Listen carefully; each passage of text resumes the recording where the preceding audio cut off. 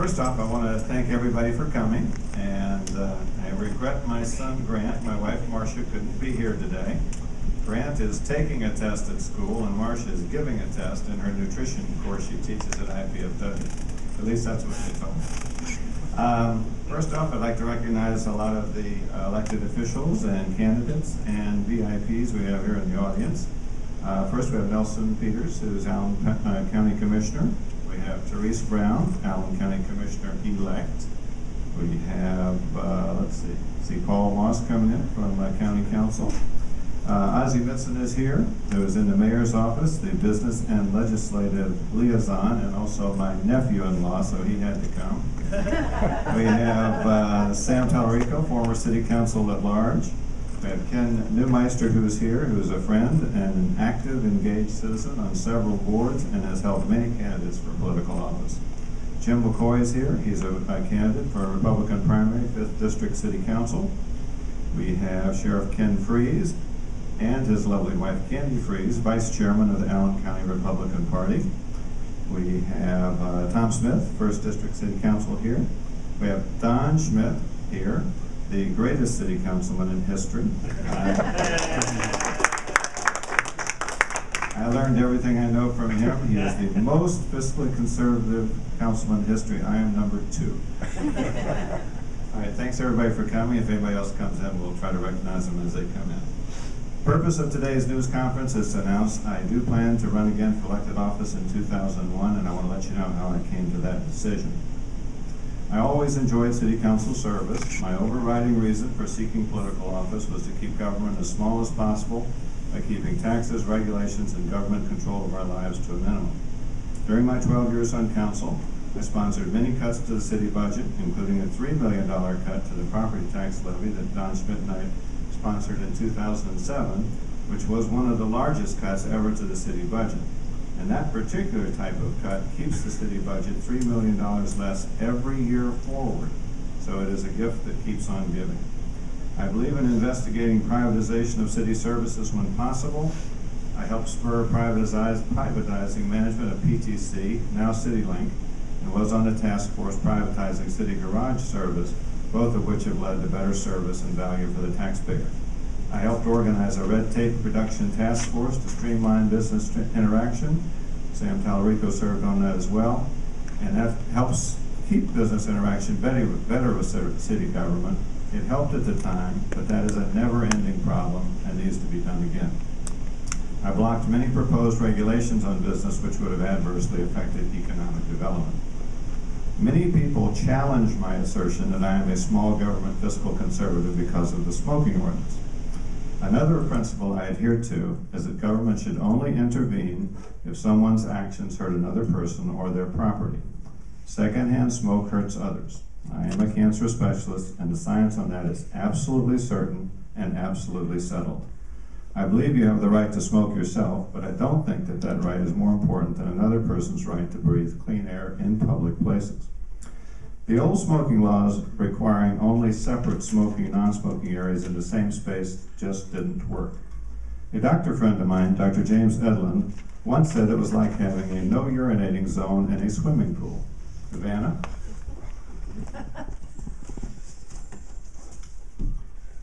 So I have a poster maker that kind of illustrates these things and basically tells you that if you think you're in a room in the no smoking area and there's a smoking area in there, it's just like being in the no urinating zone. It just doesn't work.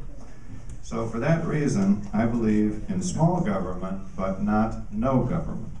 I think the smoking ordinance was reasonable to keep secondhand smoke from hurting others, and I hope Indiana this year joins the 36 other states that have statewide ordinances in the same way. By the way, today is the Great American Smokeout. For you who know me well and the way I plan everything down to the finest detail, I will have very little credibility, but I did not plan this day to be the Great American Smokeout. I'm afraid a lot of people will not believe that, but I really did. My decision process began by seeking input from past supporters, and then I put an ad in the newspaper. Next slide. And it basically asked, what do you think about John Crawford running for mayor or city council? And it actually got a fair amount of publicity because I'm not sure anybody's done that before. I got more than 700 replies, half positive and half negative. The positive half were very encouraging to run for mayor, council, very complimentary. Slide. So these came back just like this. I just love him. Please run for mayor, run for council, run for president. That was one group of citizens. Now the problem was the other half were negative, and some were quite humorous. My favorite was, asking whether I should run for mayor or council was, stick to doctoring and looking up people's rear ends. Next one was, McDonald's is always hiring, give them a shot. So I got lots of funny ones. However, some cannot be repeated in polite company, and some were actually hate-filled. I mean, hate. Some people, some citizens just hate me to the extent you would think I ate their children. I mean, it is that bad when you read some of these things. I think I have the distinction as the most hated city councilman in history. I think that's okay if the reason you're hated is that you did something that you think is right. There's an old expression that someone can hate another so much that they would not urinate on him if they were on fire. I remembered what a good job my poster maker did on the other urine-themed poster. Doctors kind of like body fluid and urine jokes, so I challenged my poster maker to illustrate that old expression. At this point, this is the warning, where on TV a warning comes up and says the subsequent program contains a violent, vulgar, and offensive matter. So for the next poster, those of you that are easily offended, avert your eyes.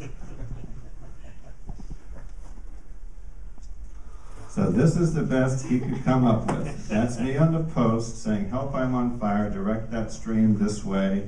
And the citizen over there, who just happens to be smoking, says, forget about it. So that is some of the things that I got from my input. Next one. So this input has led me to certain conclusions. Number one, I'm gone, but I'm not forgotten. And my candidacy is a teensy bit divisive. And that is something that I think is important to make my decision. So today, I have made my decision, and I would like to announce today that I will be a candidate next year for City Council at large in the Republican primary.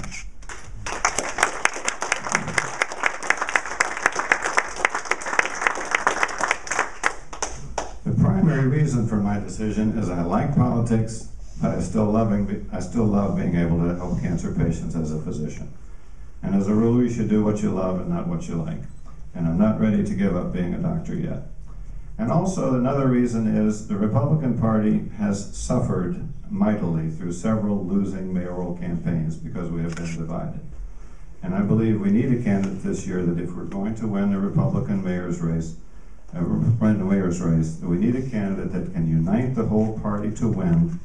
And I really might not be the best candidate at the top of the ticket at this time because of the divisiveness that I cause. Because some people really like me, some people really don't. So anyway, that's kind of how I came to that decision. I was also drawn back this year to seek office for several other reasons. Next one. First off, just at the national level, I think both the country and the city are on a path to ever-increasing government control of our lives and ever-increasing taxes. One of the things I've always done in council has been a strong fiscal conservative, and I will keep city taxes as low as possible.